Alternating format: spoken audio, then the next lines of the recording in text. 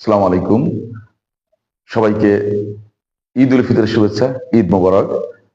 বাগেরহাট তথা আমার যে এলাকা রামপাল মোংলা, আমরা এই জনপদের মানুষ। আমরা চাই আমাদের প্রিয় নেতা তারেক রহমানের নেতৃত্বে আগামীতে একটি সুন্দর বাংলাদেশ গড়তে। আমাদের জনপদে বিশ্বমানের যে সম্পদগুলো আছে, বিশেষ করে সুন্দরবন, মোংলা বন্দর, অর্থনৈতিক অঞ্চল সহ এই জনপদের জন্য আমরা কিছু মৌলিক কাজ করতে চাই। আমাদের প্রিয় নেতা তারেক রহমান ইতিমধ্যেই 31 দফার মাধ্যমে দেশকে মেরামত বা পুনর্গঠনের একটি কর্মপরিকল্পনা উনি তুলে ধরেছেন।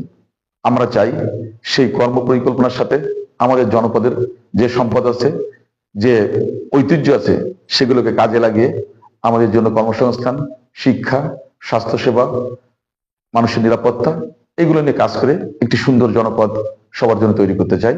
আগামী প্রজন্মের জন্য একটি সুন্দর রামপাল মোংলা আমরা রেখে যেতে চাই, যেখানে আমাদের সন্তানরা মুক্ত পরিবেশে তাদের মেধা মনন বিকাশ করে তাদের মতো করে তারা বড় হতে পারে। সবাইকে অনেক অনেক ধন্যবাদ এবং পবিত্র ঈদ উল ফিতরের শুভেচ্ছা। ঈদ মোবারক।